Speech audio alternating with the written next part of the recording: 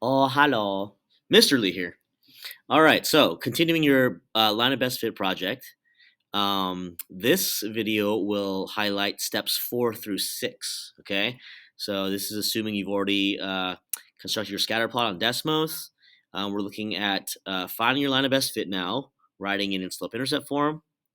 Desmos will automatically draw that line of best fit once you enter it in, and then we're gonna analyze what that fit actually tells about your data set. Okay. So going back to my data here, this is the shoe size versus height again, right? This is kind of where we left off in the last video. I'm going to start another line down here. Okay. Again, you're assuming you have all your data in. You have your nice viewing window. There's a specific code in Desmos. You're going to just type in Y1 and then tilde. It's like a squiggly symbol, mx1 plus b. Okay, so this tilde symbol, couple ways to find it. You could find it on your Desmos keyboard, or I think it's going to be in the top left corner on your iPad keyboard.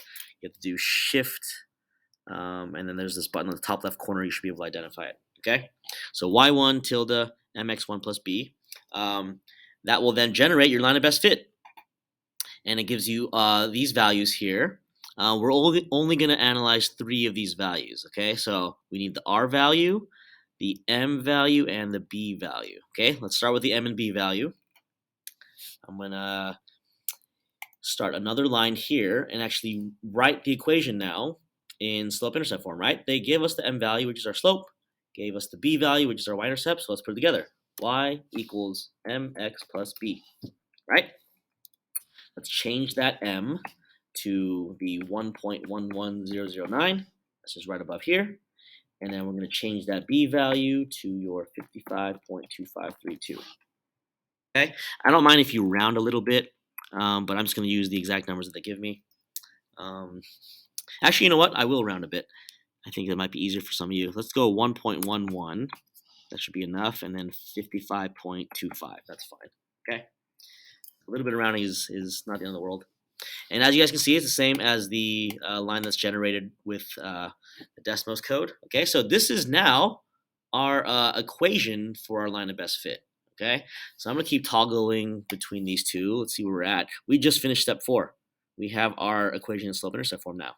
Okay, and actually we've done step 5 as well because Desmos will automatically draw it in for you. Okay, feel free to change the viewing window if you need to a bit, but that's what we got. Okay, let's keep going here. Feel free to rewind and pause if you need to. But the R value now is what we're going to study next. So my R value is 0.6005, about 0.6. Okay, go back to your PDF of your instructions. If you look at step number 6, where we can start analyzing it, we're going to see the next page for information on this. Okay, the R value is this fancy word called the correlation coefficient. Okay, it basically gives us a reference on how strong your relationship is between your two variables. Okay, so it's not really a conclusion you have to create yourself. It's going to be given to you, but you do have to match some values. Okay, so I'm going to scroll all the way down to the bottom of the PDF. You should see a section called correlation coefficient. Okay, and basically you find out where your R value is in between, and then it'll tell you how strong the correlation is.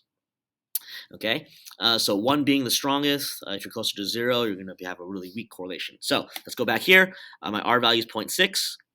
So I'm going to find this section right here, right? My R value is actually in between 0.5 and 0.75.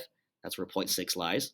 So then I can actually make the conclusion now that my correlation is moderately strong. Okay, so it's not the strongest. It's not the weakest. I probably wouldn't use this as like a heavy prediction. But we're still going to go through the motions here and see how we can simulate these predictions. Okay, so my R value is 0.6. In between here, moderately strong correlation. That is what you would answer for step number 6.